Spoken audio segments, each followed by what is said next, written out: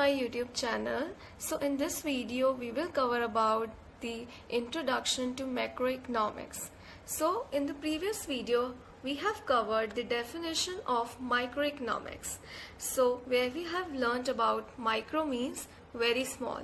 So if you want to learn about it, you can check out the link in the description box. I will provide the link. So without any further delay, let's start with this video today. So the word macro means very large. So micro means क्या था? Small, है ना? तो macro का मतलब क्या है? Very large.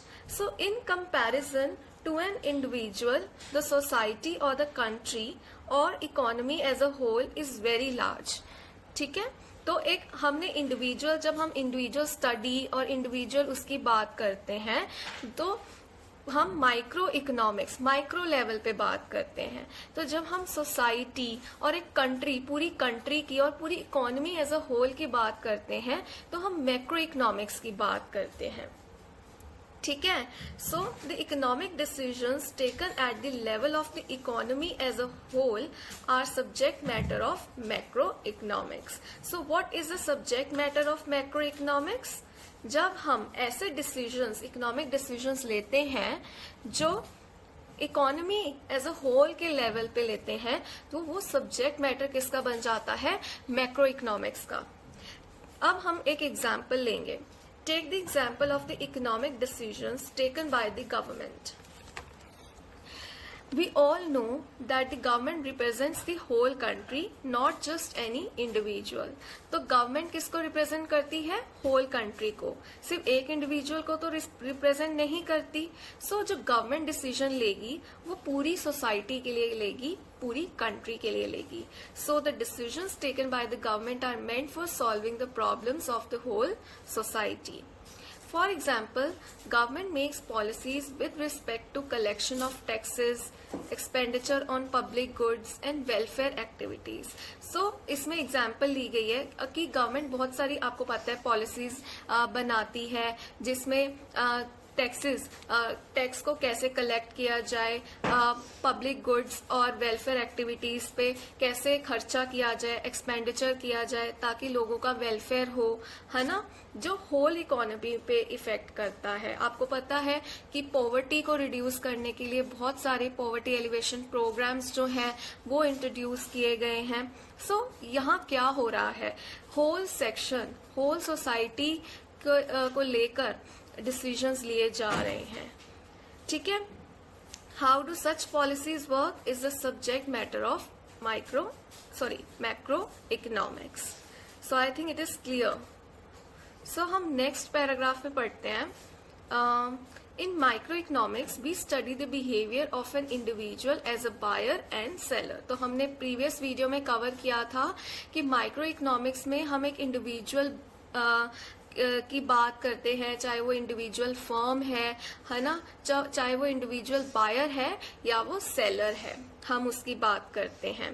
ठीक है, तो एज बायर क्या करता है? जो इंडिविजुअल है, जब हम कोई भी चीज खरीदते हैं, हम कंज्यूमर हैं, ठीक है, तो हम मनी को क्या करते हैं? स्पेंड करते हैं on various goods and services.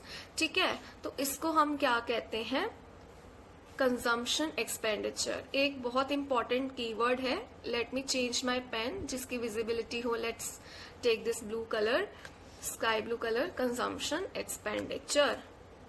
तो जब एक बायर, जब individual as a buyer money spend करता है on various goods and services तो उसको हम एक कंजम्पशन एक्सपेंडिचर कहते हैं. ठीक है, तो अगर हम if we add consumption expenditure of all individuals, then we get idea of aggregate consumption expenditure of the whole society. तो हम यहाँ पे देख सकते हैं कंजम्पशन मीन्स कोई भी गुड या सर्विस को कंज्यूम करना as a consumer, as a buyer, है ना. तो अगर हम बहुत सारे इंडिविजुअल्स का एग्रीगेट कर देंगे तो उससे हम कहेंगे aggregate consumption expenditure of the whole society. ठीक है। ऐसी सिमिलरली क्या है, aggregating incomes of individuals becomes total income of the country और नेशनल इनकम। एक पर्सन इंडिविजुअल की हम लेते हैं तो इनकम हो गया, इंडिविजुअल की इनकम होगी, लेकिन जब हम एग्रीगेट बहुत सारे इंडिविजुअल्स की इनकम्स को लेते हैं तो हम मैक्रो इकोनॉमिक्स में एक सब्जेक्ट मतलब एक चैप्टर रीड करते हैं, कॉन्सेप्ट रीड करते हैं जिसको कहते हैं नेशनल इनकम। तो ये +1 के जो एनसीईआरटी टेक्स्ट बुक है उसमें कवर किया गया है मैक्रो इकोनॉमिक्स में, introduction to macro economics, where you will learn about the national income. So what is the national income, right. तो जब हम होल नेशन की बात करते हैं तो हम नेशनल इनकम की बात करते हैं, ठीक है।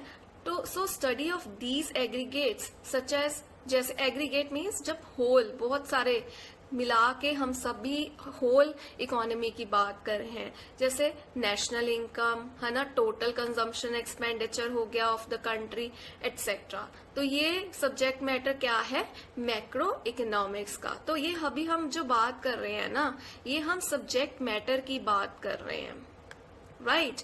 तो हम क्या बात कर रहे हैं, सब्जेक्ट मैटर की, ठीक है। हमने मैक्रो का मतलब तो समझ लिया कि मैक्रो मीन्स लार्ज, है ना, ये वाली बात हमने कवर की, वेरी लार्ज, ठीक है।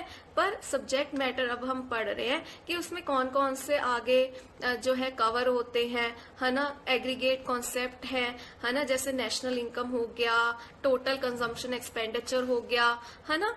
और हम मैक्रो इकोनॉमिक्स में क्या रीड करते हैं, एक और मैक्रो इकोनॉमिक इश्यू है पूरी कंट्री का, इन्फ्लेशन और प्राइस राइज। अच्छा, ये अब क्या होता है, let me erase this to make the visibility. तो ये है इन्फ्लेशन और प्राइस राइज। अच्छा, इन्फ्लेशन क्या होती है, इन्फ्लेशन होती है महंगाई, जब चीजों के दाम जो है वो प्रोलॉन्ग्ड पीरियड तक जनरल प्राइस लेवल जो है वो बढ़ता रहता है, उसको हम कहते हैं इन्फ्लेशन। और price rise in the general price level, तो इन्फ्लेशन है, वो प्रोलॉन्ग पीरियड के लिए बढ़ती जा रही है, तो उसे हम क्या कहते हैं, महंगाई हो गई। हम कहते हैं आजकल बहुत महंगाई हो गई, है ना। तो इन्फ्लेशन भी हम होल नेशन की फॉर्म में पढ़ते हैं, है ना, कि पूरी कंट्री को ये अफेक्ट कर रहा है। जैसे पेट्रोल के प्राइस ज्यादा हो गए, है ना, और भी बहुत सारी जो हमारे नेसेसिटीज हैं उनके प्राइस बढ़ गए, लेकिन फिर भी तो हमें खरीदने तो पड़ेंगे क्योंकि हमें बेसिक सब्सिस्टेंस लेवल तो मेंटेन करना ही है। तो हम उन चीजों को खरीदेंगे तो सही, लेकिन वो क्या होंगी, महंगी होंगी। कभी कभी क्रॉप फेलियर हो जाता है तो ये पर्टिकुलर फूड क्रॉप का जो प्राइस है वो बढ़ जाता है, क्योंकि उसकी सप्लाई तो क्या हो गई है, कम हो गई है, लेकिन उसकी डिमांड ज्यादा है, तो क्या होगा, उसका प्राइस जो होगा वो बढ़ जाता है, ठीक है। तो इसकी वजह से इन्फ्लेशन आ जाता है, इन्फ्लेशनरी प्रेशर्स क्रिएट हो जाते हैं।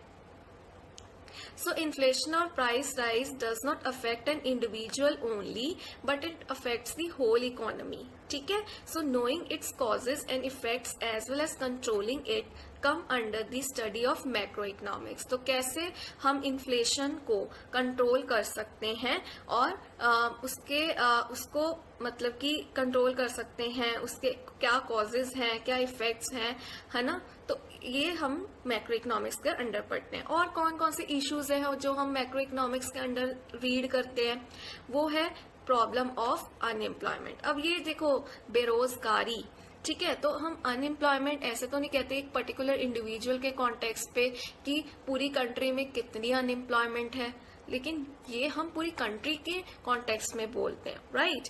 तो इसलिए अनएम्प्लॉयमेंट की बात करते हैं हम, इकोनॉमिक ग्रोथ की बात करते हैं, डेवलपमेंट की बात करते हैं, है ना, concern with the whole population, not only with the individual, ठीक है, and hence are covered under the study of macro economics.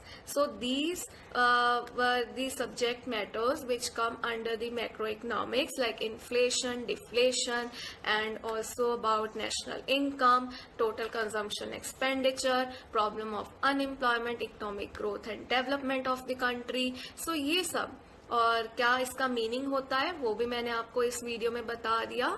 सो अगर आपको कोई डाउट है, सो you can ask me in the comment section. Otherwise, I have made this whole meaning clear in this video. So please like, share and subscribe my YouTube channel. And if you want the links of the previous videos, you can go to the description box. I will provide the links. Till then, thank you, bye bye, and have a nice day.